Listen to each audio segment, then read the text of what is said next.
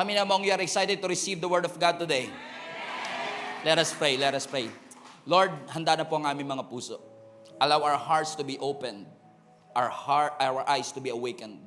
For us, O God, to see ourselves in the lesson and the teaching that you have for us. Allow us, Panginoon, na patuloy na maging dependent sa revelation that you have for us. Naniniwala ako with all my heart that you are going to change a lot of our hearts today so that each and every one of us, O God, will walk worthy of the calling to which you have been called. Lord, naniniwala po ko that as we study the smartest book in the world, we are going to receive an impartation that will lead, O God, to transformation in our lives. So do your thing, God. Transform our hearts. In Jesus' name we pray. Amen. Isa pong magandang balita. Today, I'm going to start a new series. And it's all about divine guidance of the Lord. Buksan po natin ang ating mga Bibles sa Psalms chapter 34, verse 8 to 11. Psalms 32 rather, verses 8 to 11. Hindi ako propeta pero naniniwala ako na ito na po yung huling linggo that you will be on a level that you are in. God is going to promote you and bring you to a level that you've never imagined na mapupuntahan ninyo. Are you ready to receive the word today? Psalms 32 verse 8. The Lord says, I will guide you along the best pathway for your life. I will advise you and watch over you. Do not be like a senseless horse or mule that needs a bit and bridle to keep it under control. Many sorrows come to the wicked, but unfailing love surrounds those who trust the Lord. So rejoice in the Lord and be glad, all you who obey Him.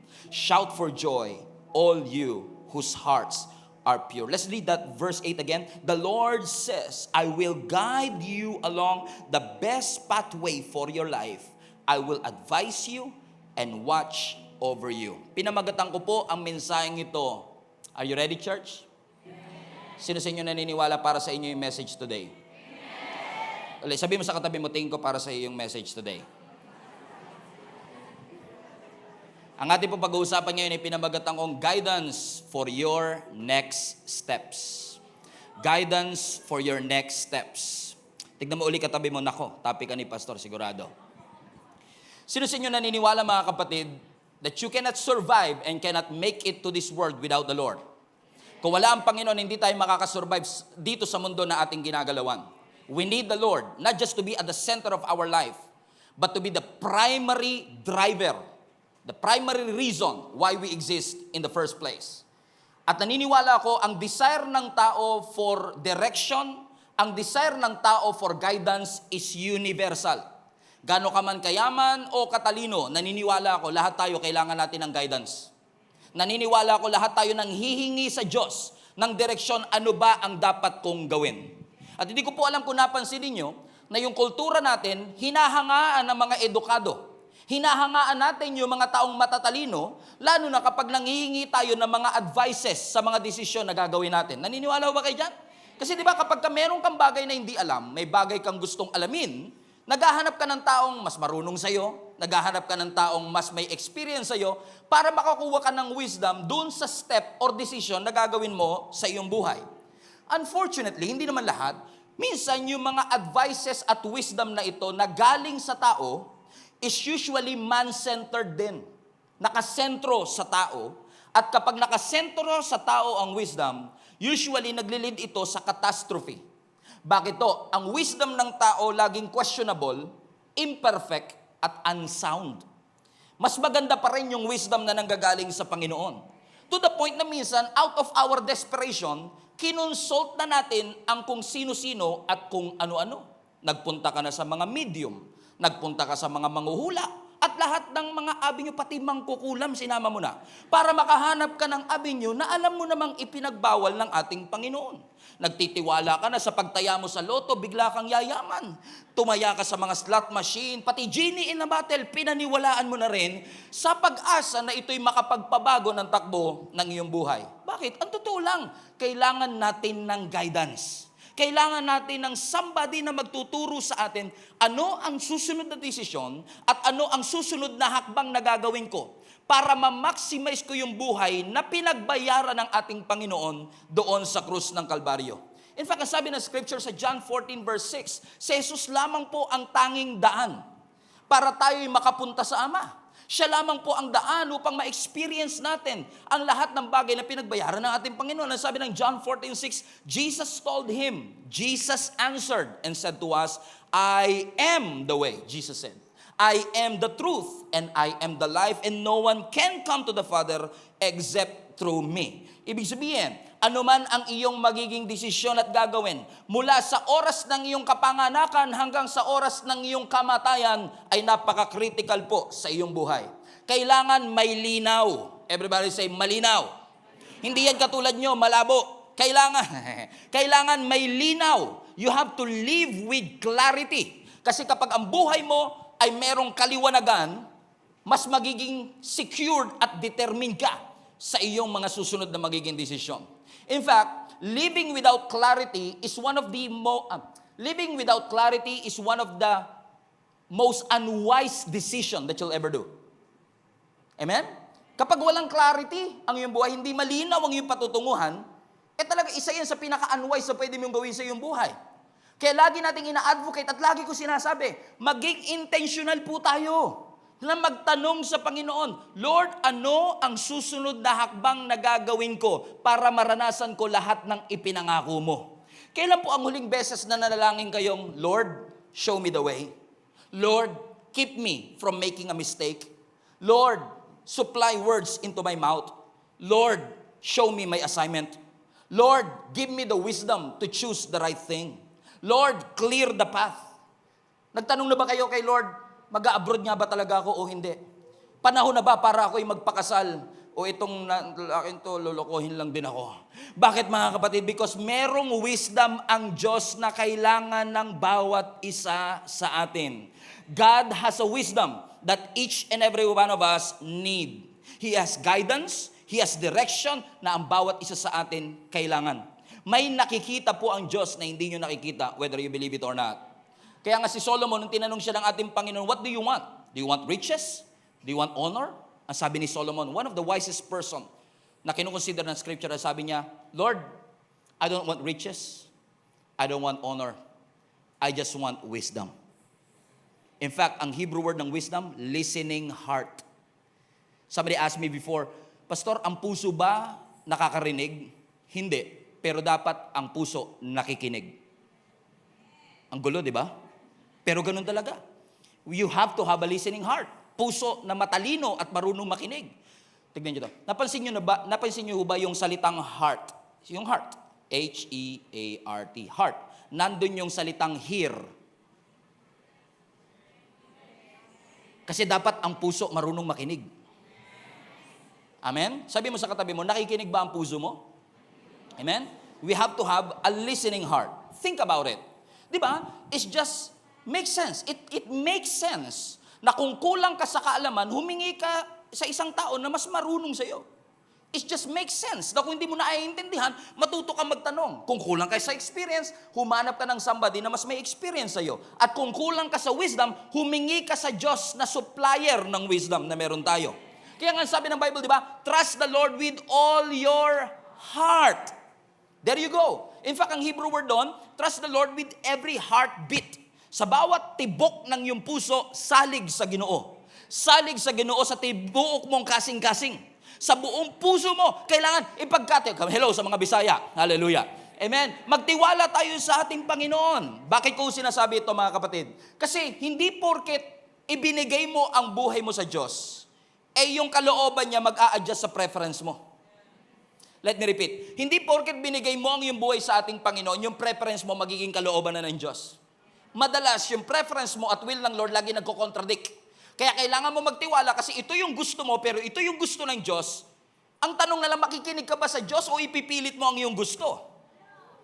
Pastor, kutob ko, ito mag-work. Kutob ko, pastor, dito ako magsasucceed. Kutob ko, mahal niya ako. Pero alam mo, sa kingdom ni Lord, hindi hunch, hindi kutob ang importante. Sa wisdom ng Lord, ang importante, track record ng Diyos. Naranasan mo na ba ang pagpapala ng Diyos? Nakita mo na ba kung gaano kabuti ang ating Panginoon sa nakaraan? Nakita mo na ba, na-witness mo na ba na nagpagaling ang Diyos before? Yes, kaya ka naniniwalang magpapagaling ang Diyos ngayon. Na-witness mo ang Diyos na nag-provide dati, kaya naniniwala ka So kutob lang ba yon? Hindi, track record ng Diyos yon. Pinaniwalaan mo at nagtiwala ka na dahil sa track record ng Diyos, ginawa na to before ng Diyos, kaya alam kong gagawin niya pa rin ngayon. You still remember a few weeks ago, I keep on confessing. Hindi ko alam kung saan tayo kukuha ng pambayad, hindi ko alam kung saan tayo kukuha ng pang-construction, but I know He did it before, and I know He can do it again. And He did! He did! Glory to God, palapakan natin ang Panginoon. He did! And He did it again. Hindi siya nakabase sa kutob, kasi ang kutob, sa kingdom ng Lord, hindi nag-work out yung kutob lang. Tiwala, yun ang mag-work sa kingdom ng ating Panginoon. Bakit ko sasabi? Kasi ang kingdom ng Lord hindi logical. In fact, ang kingdom ng Lord laging upside down, laging baliktad ang prinsipyo. Lagi siyang opposite. Parang kayo. Nung bago pa lang kayo, opposites attract. Pero matagal na kayo, opposites attack. Laging opposite. Ang tawag niyan sa English, paradox. Pag sinabi mong paradox, yung magkakontra yung salita, pero nung inugat mo, tama naman pala. Ang kingdom ng Lord parang paradox. Hindi siya katulad ng nakasanayan dito sa mundo. Hindi siya sumasabay sa kultura ng mundo. In fact, ang sabi ng Bible, gusto mo bang maging dakila? If you want to be great, you have to be the least. Paradox yun. Gusto ko maging dakila, tapos kailangan ko maging least. Ang sabi ng Bible, gusto mo bang maging malakas? Yes, Pastor. Ang sabi ng Bible, if you want to be strong, you must be weak. Do you want to be wise? Tignan niyo ang Bible. Do you want to be wise? Yes, Pastor. You have to be full. At matindi. Do you want to receive? Alam nyo na kagad, di ba? Paradox talaga, sakit eh. Do you want to receive? You have to give. Paradox. Kakaiba. Kung kutob lang, hindi mo magigets yung prinsipyo ng scripture. Kung kutob lang ang papairalin mo, you have to see what the Bible is saying. Even Jesus have said, do you want to find life? You must lose it first. Gusto ko nga hanapin, wawalain ko naman. Hindi natin maintindihan. Because the kingdom of God is upside down. That's why the Bible is keep on repeating us, you should trust the Lord. Verse 6, in all your ways, acknowledge Him. In all your decision making. When was the last time that you acknowledged God in your decision? Amen? Kasi sabi ng Bible, in all. Hindi ko alam kung saan po kayo nag-aral, pero doon po sa school na pinag-aralan ko, kapag all, lahat. Ganon din po ba sa inyo? Pareho lang pala. Wala naman palang problema, education system natin. Okay, so ibig sabihin, kung all, ibig sabihin lahat. Ang sabi ng Bible, in all your decision making, acknowledge Him. And when you acknowledge Him, read again, He shall direct your feelings. Hindi pala feelings. Your path. Hindi mag-a-adjust ang path ng Lord doon sa nararamdaman natin. Nagtitiwala ho ba kayo that God has a great plan for your life? Yes, you have to believe that God has the best interest for your life. You have to trust God not just for your destiny. You have to trust God for your decision and direction in life. Kailan po yung huling beses na nanalangin kayo, Lord, direct me? Sabi ng Bible, kapag nanalangin kayo, ganito kayo manalangin. Our Father who art in heaven, hallowed be thy name, thy kingdom come, your will be done on earth as it is in heaven. Everybody now, give us this day our daily. That's dependence on the Lord. Trusting. Give us this day our daily bread, daily wisdom, daily guidance, daily direction. You have to trust God every single day. You don't have to live a foolish life. Wise living is possible. When you have God on your side, wise living is possible. In fact, I've realized through the years na hindi naman talaga buhay ang problema minsan. Life is, most of the time, life is not the problem. That's why we fall. It's not life, but the way you handle life. The way you handle life is what makes us fall. Naniniwala kasi ko na may pabor ang Diyos sa lahat ng taong nagtitiwala sa Kanya. May blessing sa lahat ng taong willing ibigay at ipagkatiwala. Lord, alam ko ito ang ikakayaman ko. Lord, ito ang ikakasikat ko. Sabi ng Lord, sure ka ba? Ang sabi ng Lord, don't seek likes, seek the kingdom. Iba yun eh. Paradox yun eh. Kasi kung gusto ko sumikat, kailangan daming follower. Kailangan maraming likes. Sabi ng Lord, don't pursue likes. Don't pursue followers. Pursue my kingdom, and all these things will be added unto you. Palapakan natin ang ating Panginoon. That's why the text that we are reading in Psalms 32, basahin uli natin doon. Ang sabi ng scripture sa psalmist. In fact, si David ang nagsulat nito. Ang sabi ng Lord kay David, I will guide you. Sino sa inyo gusto nyong gabayan kayo ng Diyos? Amen. Pero hindi lang ito basta gabay. Kasi marami pag umaga, di ba? Ako ang iyong gabay. Ang tanong, sa ka ba ginagabayan yan? Amen? Kilala niyo yun? Kilala ko rin yun eh. Ang sabi niya, I will guide you, everybody read this with me, along the best pathway for your life.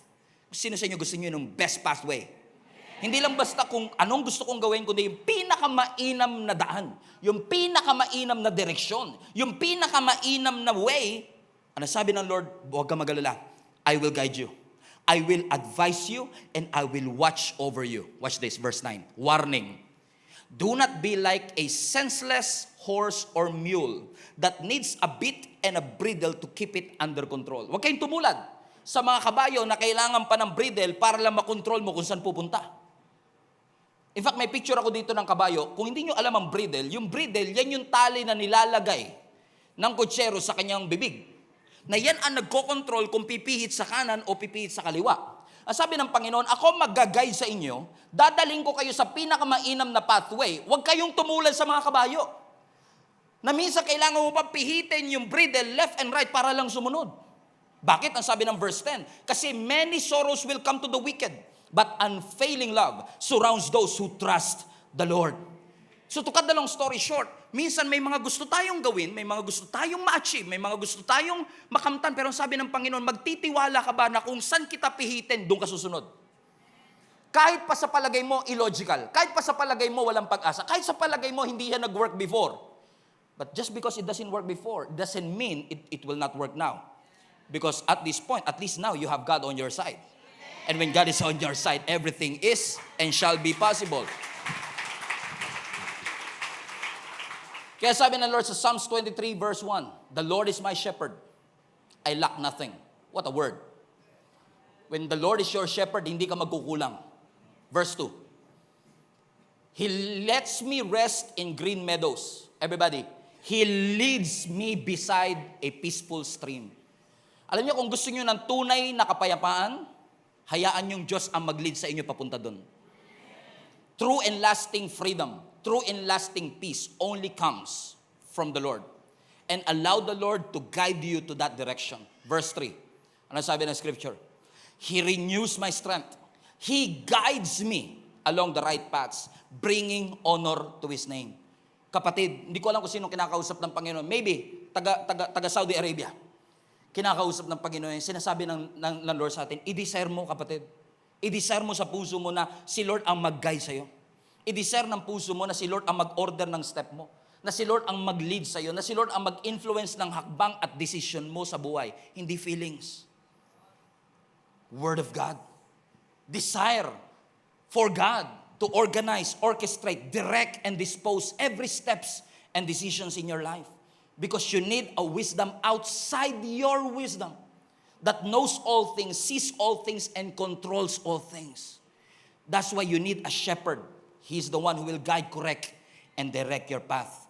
At kapag ginawa mo yon, anong sabi ng Psalms 128 verse 1? Blessed is everyone who fears the Lord and who walk in His ways. God's way is always the right way. And there's blessing when you allow God to direct your path. Sino sa inyo gusto ng blessing? Tignan mo katabi mo, gusto ba ng blessing? Parang mukhang sinumpa yung mukha eh. Sabi mo, gusto mo ba ng blessing? Amen. Pero minsan, nakakalungkot man, pero minsan, gusto natin yung benefit, ayaw mo yung discipline. Tignan nyo to. Kung gusto mo talagang si Lord mag-direct ng buhay mo, tignan nyo mabuti, isipin nyo mabuti. Kung si Lord talagang gusto mo mag-direct ng buhay mo, ibig sabihin, may mga gusto kang ayaw ni Lord. At kapag may ayaw si Lord, makinig ka. Kasi kung may ayaw sa Lord, ibig sabihin, may gusto rin siya. At madalas yung gusto niya para sa'yo ay mas mainam kaysa sa gusto mo. Hindi mo palang nakikita ngayon kasi lunod na lunod ka. Doon sa mataas sa sweldo, malaking kumpanya, USA. Sabi mo sa katabi mo, parang ikaw, parang papunta si pastor sa'yo. Nararamdaman ko lang. Parang ikaw pinapatamaan ni pastor. Amen? Sapul na sapul eh. Tingnan mo katabi mo, duguan na eh. Kanina pa tinatamaan yan. Kasi sabi mo sa katabi mo, antigas kasi ng ulo mo eh. Para kang kabayo eh. Amen? May benefit ang pagsunod. May benefit pag sumunod ka. Nagpag-guide ka kay Lord, hinayaan mong siya mag-direct ng buhay mo, may benefit. Pero may kaakibat din yung discipline. Kasi mahirap talagang sumunod. Madaling sumunod pag gusto mo rin yung gusto ni Lord. Pero mahirap na sumunod pag ayaw mo na yung gusto ni Lord. Gusto niyo ng sample? Love your enemy. Sabi ng Bible, kung meron kang kaaway, ipag-pray mo. Lord, wala namang ganyanan. Ang mga enemy, inaaway yan, hindi minamahal. Yun ang logical. But since ang kingdom ni Lord ay upside down, yung inaaway dapat minamahal. Yung minumura, minamahal. Guess nyo ba? Mura, mahal. Amen? Love you. Because the kingdom of God is always upside down. And you have to adhere with the word of God is saying to all of us. Saan natin malalaman ng tunay na guidance? Alam nyo, kilala nyo naman ako. I've been a pastor of this church for more than 10 years. Lagi kong pinopromote, read your Bible. Isa pa kinukuha ni Pastor Stephen, pinipreach niya, dito din. Alam niyo, sa totoo lang, nakakatalino to eh. Nakakatalino to. Kasi dito natin makikita ang wisdom na kakailanganin natin sa ating buhay. Amen? Every guidance and every direction that you will need is already been given to us. Where? Here. In the scripture. In fact, I believe strongly na ang Diyos nagsasalita pa rin hanggang ngayon. Through His Word. Kasi kung hindi na nagsasalita si Lord, ba't pa tayo magpipray? Pero since you know that God answers prayer, you will pray anyway. So it's not an issue of nagsasalita ba ang Diyos? It's an issue of paano nagsasalita ang Diyos. How? How do God speak to us? Here. Every time you open the Word, God is opening up His mouth. And He will speak to you. Ang sabi ng Psalms 119, verse 105, your Word is a lamp to guide my feet, and it is a light for my path. Gusto ko yung New King James translation. Your Word is a lamp unto my feet and a light unto my path. Tignan nyo, no? Yung lamp tsaka light, parehong ilaw yun eh. Hindi trick question. Amen kayo? Tama. Okay, tama yun. Di ba yung lampara, kaya ka nga maglalampara, kailangan mo ng ilaw. Pero bakit dun sa statement na yun, your word is a lamp unto my feet and a light unto my path? Alam niyo kung bakit? Kasi ang Diyos, hindi niya ipapakita ang kabuuan ng buhay mo. In fact, kung gusto mo makita ang kabuuan ng buhay mo, pagsisisihan mo rin. Kasi kung ipapakita ng Diyos sa'yo lahat ng storm na pagdadaanan mo, magkukwit ka rin eh. Kahit na mahal ko si Jen, ang pinakamagandang babae sa balat ng lupa, nagpapasalamat pa rin ako sa Panginoon na nung nag-I-do ako sa Kanya, hindi niya sinabi. Hindi sinabi ni Lord na dadaan kami sa hirap, kasi kung sinabi niya kagad yun, bago ka magsabi ng I do, Stephen, by the way, Jenny, maghunos dili ka. Siguraduhin mo yan papakasalan mo. Kasi pag pinakasalan mo yan, ito mangyayari sa inyo sa 2014, 2015, 2016, 2035. Baka si Jenny mag-quit na kagad, ayoko na pala. Pero alam nyo, ang word ng Lord, hindi niya iilawan yung buong kagubatan. Hindi niya ipapakita kung ano mangyayari sa iyo 10 years from now. Pero ang kayang ipakita ng word of God, yung susunod mong hakbang. Kasi yung lampara, hindi niya kayang ilawan yung buong gubat. Pero ang kaya niyang ilawan, yung susunod mong step. Yung kahit madilim sa buong paligid, as long as you hold the lamp, you're safe. Every step of the way, dependence, daily bread, daily wisdom, daily guidance. The Bible is the definitive roadmap. If somebody is encouraging you not to read the Word, mag-isip ka ulit. Because even the Word of God is telling us, you must read it day and night. Bakit tayo pinipigilan magbasa ng Bible kung yung Bible mismo sinasabi, basahin natin siya? It is the definitive roadmap. It illuminates the path for our feet to walk to. It guides our way into this world. Amen? And it's good na kayo po ay nakikinig ng podcast. Narinig natin sa testimony kanina. It's good na kayo ay nakikinig sa poging pastor. Praise God. Ako na lang pumupuri sa sarili ko eh. It's good na meron tayong nakukuwang illumination and revelation every time we listen and every time we come to church. That's good. But you know what? The Bible is best experienced not by somebody's explanation, but by its revelation. Mas ramdam mo kasi ang Biblia, hindi lang dahil kapag may nag-e-explain, kundi dahil kapag ang Diyos nangusap mo mismo sa'yo. Alam niyo, gusto ko maranasan niyo yung nararanasan ko, na kapag nagbabasa ka ng Bible, napapatalong ka sa sarili mong kwarto kasi may pinapangusap ang Diyos na bago sa'yo eh. Amen? Na hindi ko sinasabing mali ang ginagawa natin, na nakikinig tayo sa ibang preacher, nakikinig tayo ng Word of God. Pero na-try mo na ba na ikaw mismo nagbuklat? God bless you. Na ikaw mismo ang nagbuklat at si Lord mismo ay nangusap sa iyo. Kasi kapag nangusap ang Panginoon, by the way, sa panahon natin, wala na hong bagong revelation. Lahat to ibinigay na ng Panginoon. Walang bagong revelation na magsusupersede, lalo na magkocontradict sa Word of God.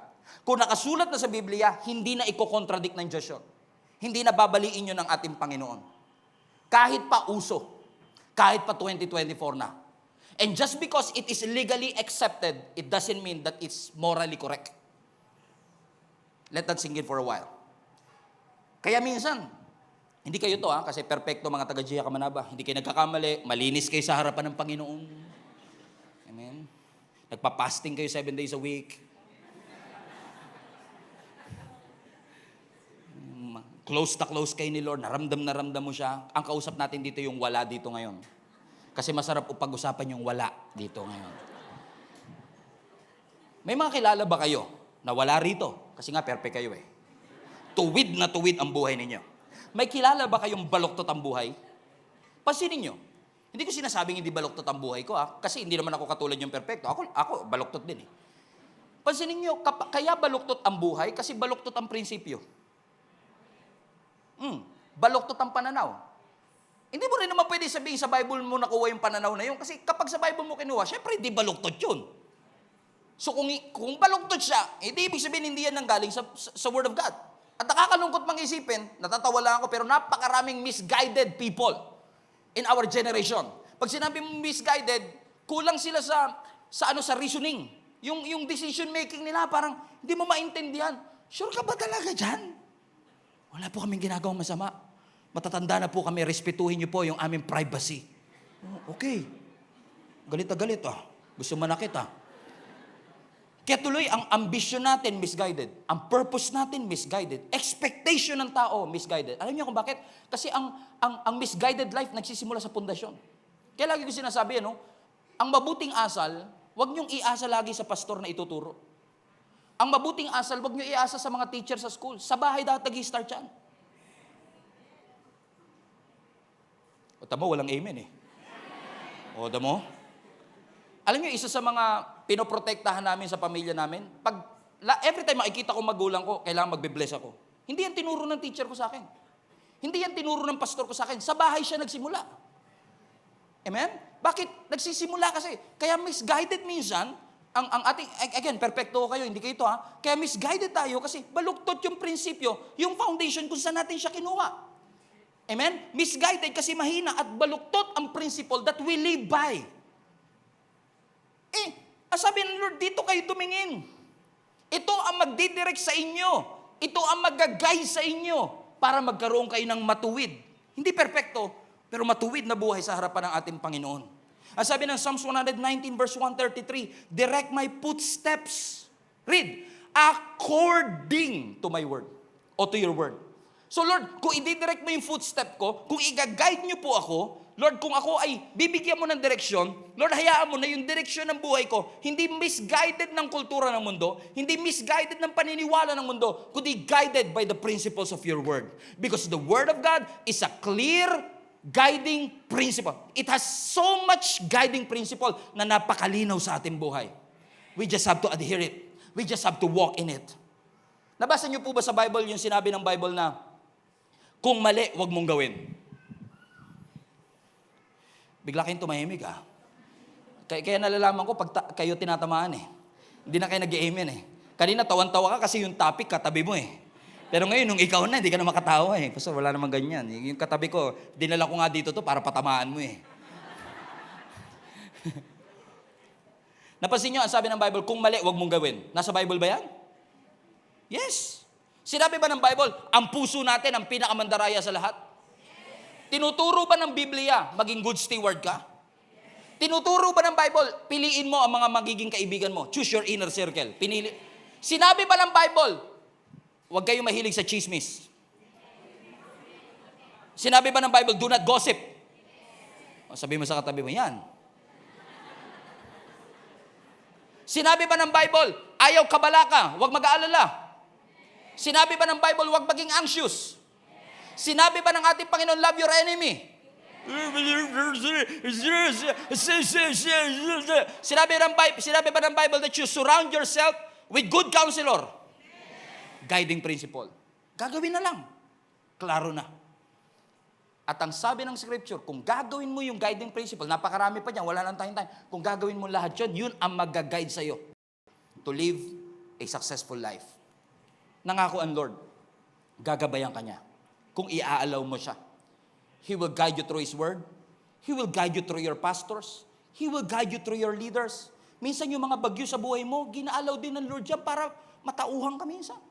Minsan iaalaw ng Lord na ma-reject ka, masaktan ka para ma-realize mo, masyado mo nang binaba ang standard mo. Minsan inaalaw ng Panginoon yan para matauhan yung ating nararamdaman na hindi tayo dapat driven by our feelings. Kanta ka pa. Ano ba itong nadarama? Oh shucks, ito ba'y pag-ibig na?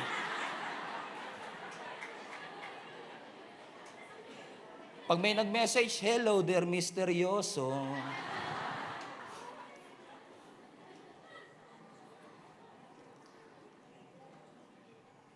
Bakit to? Kasi kapag ka namuhay ka sa prinsipyo, ito napansin ko kapag sinunod mo yung Bible, kapag sinunod mo yung sinasabi ng Scripture, determined na agad magiging future mo. Think about it. Di ba? Kapag sinunod mo yung Bible, predicted na kagad ang future mo. Alam mo na kagad. Kasi prinsipyo siya, batas siya law siya, parang gravity. Pag tumalong ka, siguradong babagsak ka. Pag nagtanim ka, siguradong aani ka. Pag nagbigay ka, siguradong makakatanggap ka. Guaranteed. Amen? So, when you live a principled life na base sa salita ng Panginoon, ang outcome ng buhay, predicted mo na. Ganito lang yan. Naniniwala ba kayo pag sinunod nyo ang scripture, gagawin ng Lord na successful ang ating buhay? Paano tayo nakakasiguro? Paano nyo nasabi? Sabi yun ng Bible eh. So dahil sinabi ng Bible, alam natin kapag sinunod mo yung prinsipyo, guaranteed ang result. So, let's take it further. So kung hindi mo susundin, guaranteed din ang future mo na hindi maganda. Amen? You must live a principled life. And when you live a principled life, your future is determined. Amen? Ano sabi ng John 10:10?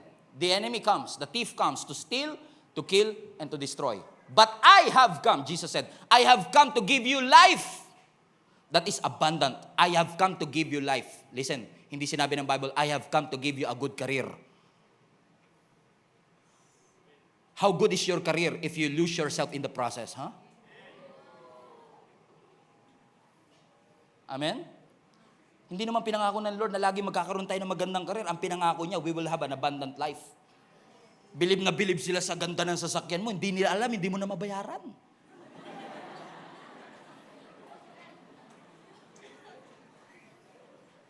Amen? Nakakalungkot man isipin, pero hanggang ngayon, klaro naman ang salita ng Diyos. Sa dami ng social media influencers na nagpe-preach ng Word of God, and we have a lot of members here who are social media influencers na ini-encourage ko talaga, gamitin nyo yung platform nyo to preach the gospel of Jesus Christ. Nakakalungkot man isipin, pero maraming tao, may pera pero walang Diyos. Kasal pa rin pero wala ng pag-ibig. May pagkain pero walang gana. Maganda yung kama, naka-aircon pa pero hindi makatulog. Bakit? We refuse to live a principled life that is based on the Word of God. Ang guarantee ng Scripture sa Psalms chapter 37, the steps of a good man are ordered by the Lord, and He delights in His way. Verse 24, though they stumble, they will never fall. Hallelujah. Bakit? For the Lord, because the Lord holds them by the hand. verse 25. Sabi ni David, once I was young. Parang kanta yun ah. And now I am old, and yet I have never seen the godly abandoned or their children begging for bread. Basahin niyo yung Bible. Balikan niyo yung verse 23. Everybody read this. The steps of a good man are ordered by the Lord. Everybody say good man. Alam niyo yung salitang good man dito is actually the Hebrew geber. Hindi gerber, geber. Everybody say geber. Now yung geber is actually a Hebrew for strong, champion. So, basahin natin with its meaning. Balik mo anak, verse 23. The steps of a champion are ordered by the Lord. The steps of a strong are ordered by the Lord. Tingnan nyo, kahit malakas ka na, kailangan ordered pa rin yung step mo. Tingnan mo, kahit champion ka na, kailangan mo pa rin ng Diyos. Hindi tayo darating sa level ng buhay natin na hindi natin kakailanganin ang Creator natin. Never yan mangyayari. Kahit gaano karami ang pera mo sa bank account mo, kahit gaano ka-successful ang iyong karir, hindi darating sa parte ng buhay mo na hindi mo nakakailanganin ng Diyos.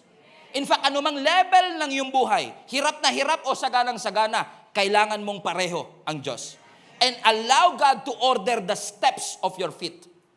Bakit daw? Kasi ang sabi ng verse 24, para kapag bumagsak ka, even though you stumble, you will never fall. In essence, you will fall but you will not fall away. That even when you stumble, you will never fall. Bakit daw po? Ano ang guarantee? For the Lord holds them by the hand. Hawak ka ni Lord. Amen. Yun ang guaranteed. If you will allow God to hold your hand in every decision that you will make, even though you fall, because even the strong has limitation. Even the strong needs the Lord. But even when you fall, ang sabi ng scripture, the Lord will hold you at His hand, through His hand. And for many years, I thought that this holding hands, sa sinasabi ng scripture, is like, bumagsak ka at sinalo ka at inangkat ka ng Panginoon.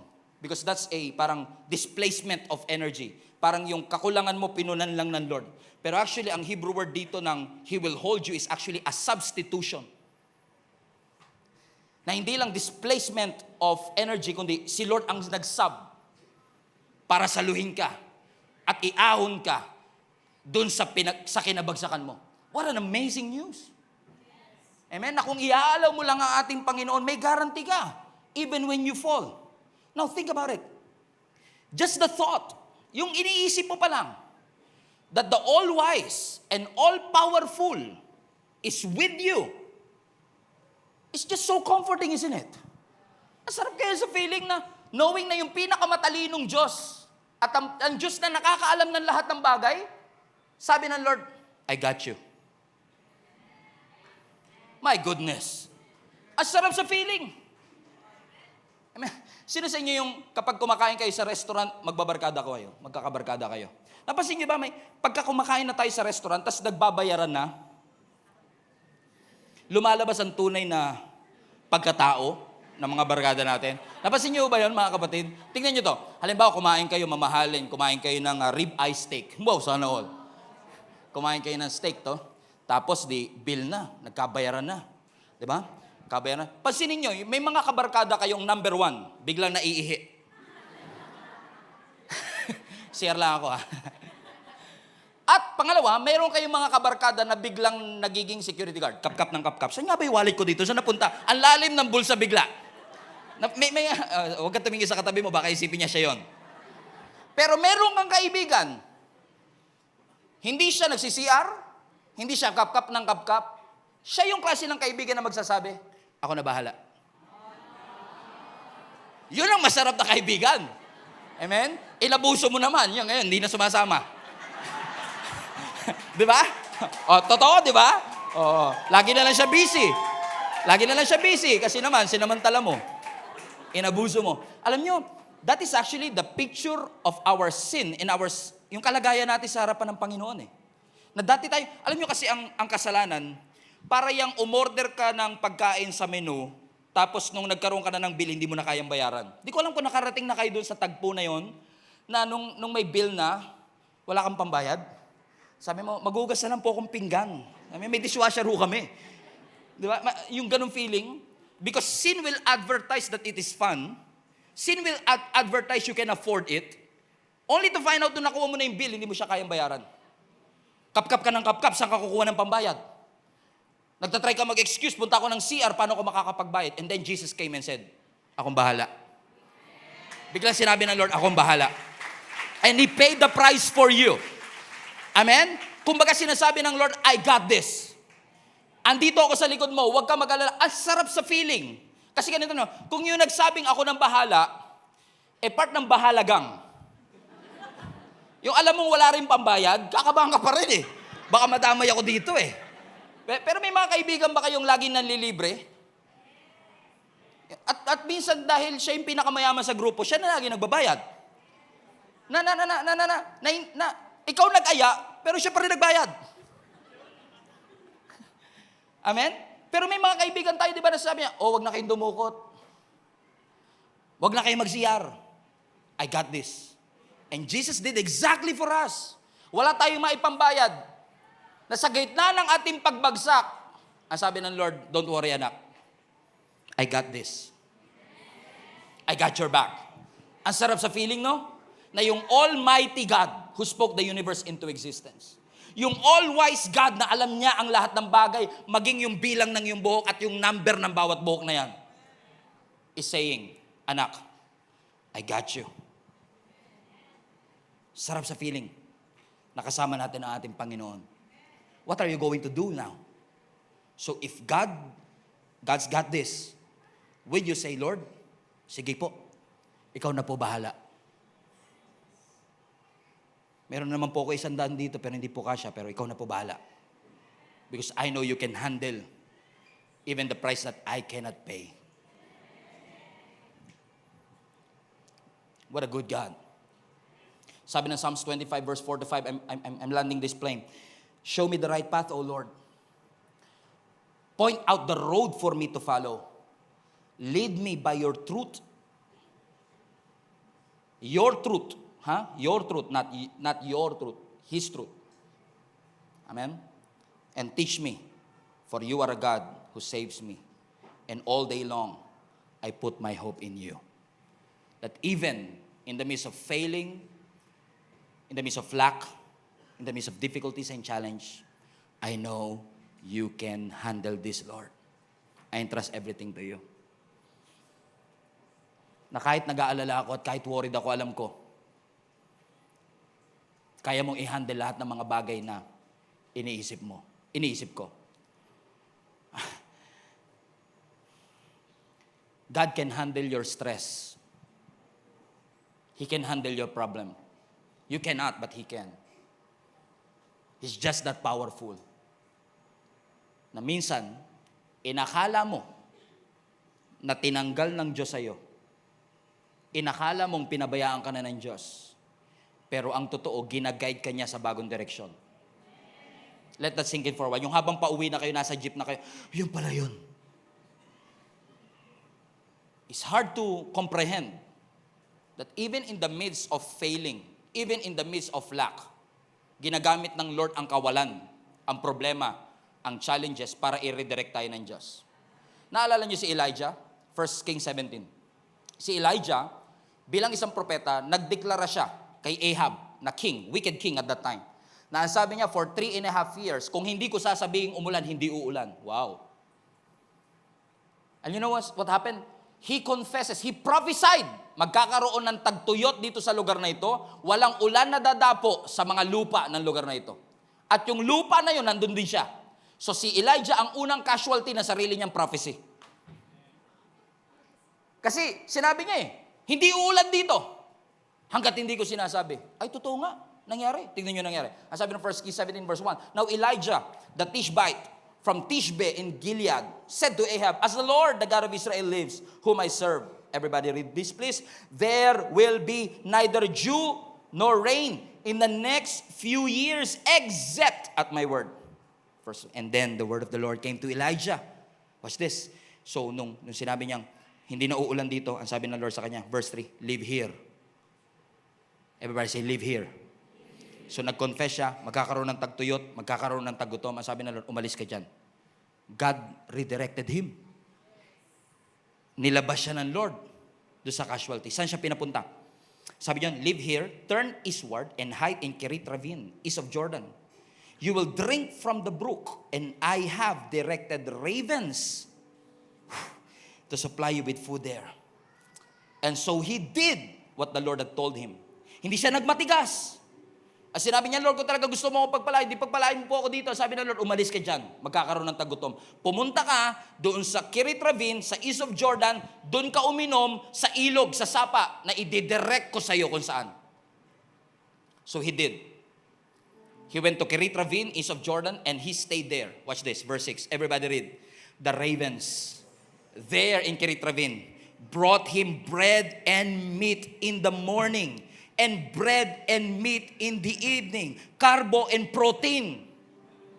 Balanced diet, man.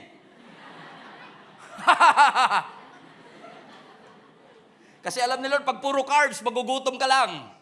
Bigyan natin ng protein. Bigyan ng protein yan. Sabi ng Lord, pumunta ka sa Kerit Ravine. Tumabi ka dun sa ilog, yun ang iinumin mo.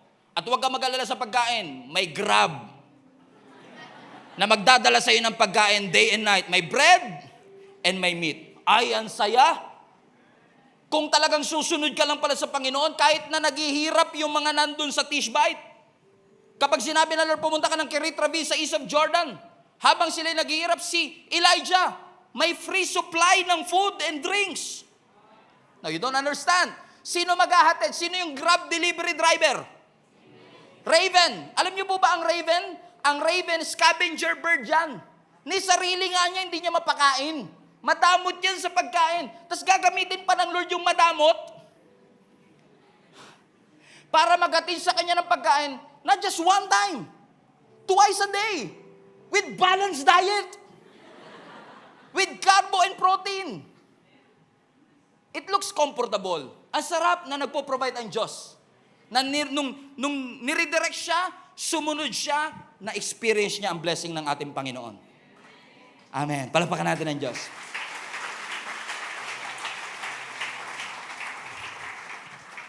But here comes a problem. Kasi dahil walang ulan, kahit may sapa, matutuyo. So, yung sapa na yon, yung brook, ang nagsilbing source of drinks. Yung raven, ang nagsilbing source of food. Pero after some time, ang sabi ng kututuloy natin, after some time, natuyo yung brook. At ang sabi ng Panginoon, wala na rito, lumipat ka naman ngayon sa bagong lugar. Everybody say guidance. Everybody say direction. So nung natuyo na yung stream dahil nga walang ulan, iniredirect na naman siya ng Panginoon sa bagong lokasyon. At ang sabi ng Lord sa kanya, merong widow na magpo-provide ng pagkain sa iyo habang naroon ka. So listen to me. Nung natuyo yung sapa at huminto nang lumipad yung raven, akala niya nagsara na, akala niya tapos na. Minsan akala natin pagka nawala na yung raven, nawala na yung source of income, akala natin pag nawalan tayo ng trabaho, akala natin pag may nagsarang pinto, tapos na rin ang Diyos. Hindi. What if, kaya natuyo yung brook, at kaya huminto nang lumipad yung raven, kaya nagsara kasi gusto ng Lord na lumipat ka sa ibang direksyon. Kasi ang problema ng katabi mo ganito. Sarado na, pinipilit pang buksan. Hininto na ng Lord, pinipilit pa natin. Iyak ka ng iyak sa nakasaradong pinto kaya hindi mo makita yung mga bukas na pintuan na binuksan na redirection ng Panginoon yun eh.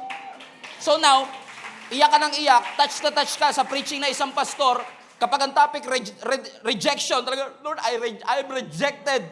Most of the time, you are not rejected. You are just redirected. Hindi ka ni-reject ng Panginoon, hindi ka pinabayaan ng Diyos. Hindi hininto ng Diyos ang trabaho kasi gusto niyang mamatay ka sa gutom. Kaya hininto ng Lord. What if kaya nawalan ka ng trabaho kasi gusto ng Panginoon na magkaroon ka ng sariling negosyo? What if dininay talaga yung visa na yan? Nakatakot-takot ang prayer mo na deny ka sa visa kasi gusto kang protection na ng Panginoon. What if natapos yung relationship na toxic naman in the first place? Kasi gusto ng Panginoon na iligtas ka sa isang kapahamakan. Rejection is God's protection. Rejection is God's redirection. Rejection is God's correction. Just believe in the Lord. Sabi ng Lord, Okay, yung Kerit Ravine, naging source of income mo, naging source of food mo for many season. But that season is over. I'm going to bring you to another season. Ang sabi ng Bible, yung mga Israelites, nung nasa wilderness sila, pinakain sila ng Lord for 40 years gamit ang manna from heaven. Right? Pero ang sabi ng Bible sa Joshua chapter 5, pagtungtong nila sa promised land, yung pinakain ng Lord na manna from heaven, huminto that moment. Siguro sasabihin ng mga Israelites, sino na naman ba nagkasala? Ba't hininto na naman ng Panginoon ng pagpapala? Wala nagkasala. Kaya hininto ng Diyos kasi sabi ng Lord, tapos graduate na kayo sa mana. Pang wilderness food yan. Ang pagkain dito sa promised land, prutas. Amen? In-upgrade ng Lord. Nilevel up ng ating Panginoon. So, kung madinay ang visa, magsarado ang negosyo, matapos ang relationship, balikan mo uli. At imbis na iyakan mo ng iyakan, pasalamatan mo ang Diyos sa lahat ng pintuang sinara ng ating Panginoon. Because when God closed the door, there is more. Amen. Tingin kayo sa camera, tingin kayo sa screen, tingin kayo sa screen. God is not letting you down. He is setting you up for another breakthrough, for another blessing, for another miracle. Would you follow the Lord right now? Would you hear Him right now? Paano kung sabihin ng Panginoon, this is the way? Kapag sinabi ba ng Panginoon yun, this is the way, ipagpipilitan mo pa ba yung daan mo kasi yun ang nakasarayan mo? Ito naging source of income namin. Pastor, 25 years ako dito sa trabahong ito. Bakit ako na... Sabi ng Lord, okay, I know. That job, that business, I've been feeding you for years. And that is a blessing in and of itself. But I'm bringing you to another season. You have to listen. I'm guiding you. Hindi kita pinapahamak, siniset up kita sa bagong milagro. As sinasabi ng Lord, this is the way now. Walk in it. This is the way now. Ito yung lakaran mo ngayon. Kasi naniniwala ako mga kapatid, as I've said, God's got your back. At naniniwala ko dahil ang Diyos na sa likod natin, lagi niyang binubulong sa atin. Kaliwa. Kanan. This is the way. Walk in it. In fact, may biblical reference yan. Ang sabi mismo ng ating Panginoon, last verse before we close, Isaiah 30 verse 20 to 21. This is going to bless you. This verse is going to bless you. Ang sabi ng verse 20, although the Lord gives you the bread of adversity, although the Lord gave you a water of affliction, your teachers will be hidden no more. With your own eyes you will see them. Watch this. Whether you turn to the right or to the left, your ears will hear a voice behind you saying, this is the way. Walk in it.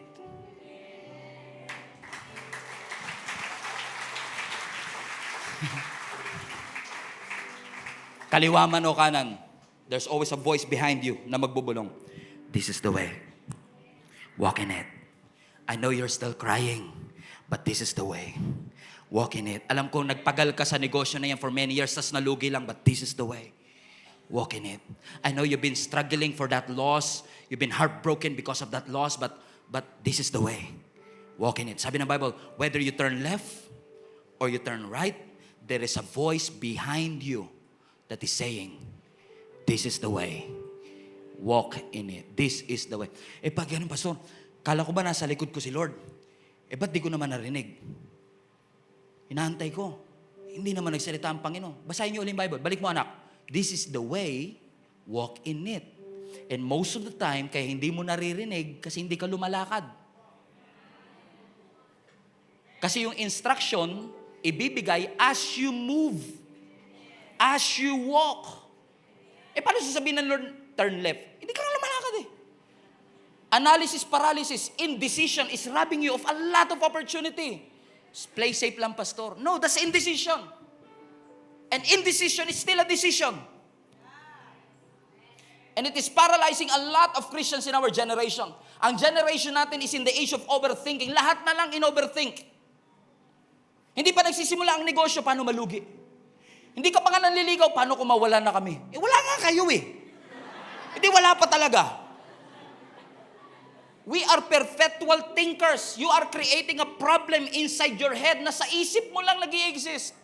Nagwo-worry ka sa isang bagay na hindi pa. Sabi mo, Lord, pengin direction. Ayaw mo naman humakbang. Sabi na Lord, this is the way. Walk in it. And imbes na, sundin na sinasabi ng Lord, meron kang forecast, worst case scenario, Sa isip mo, walang diretsyong daan, lahat na lang maze, lahat na lang paikot-ikot. Overthinking is analysis paralysis, which is usually a result of fear. Think, fear. Fear of failing, fear of making a mistake, fear of wrong move. But God is saying to each and every one of us today,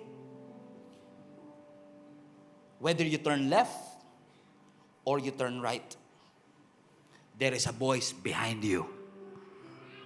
Anak, this is the way. Walk in it. This is the way. Walk in it. Lord, natatakot ako. Paano kung magkamali ako? No, anak. This is the way. Walk in it. This is the way. Walk in it. This is the way. Walk in it. This is the way. Walk in it. You see, I am confident not because of my big talent. I'm confident because I have a big backup. This is the way. Walk in it. This is the way. Walk in it.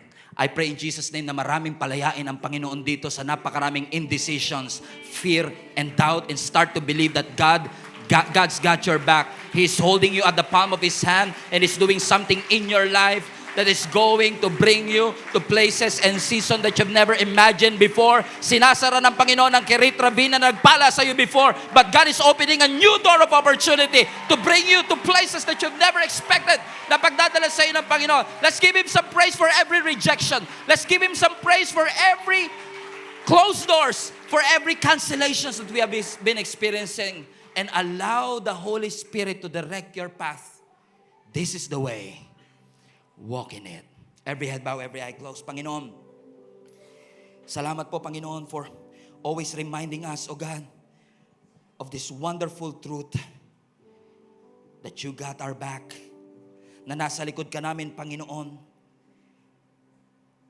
na lagi kang nandyan, Panginoon, para kami ingatan, protektahan, at i-guide sa tamang landas, Panginoon.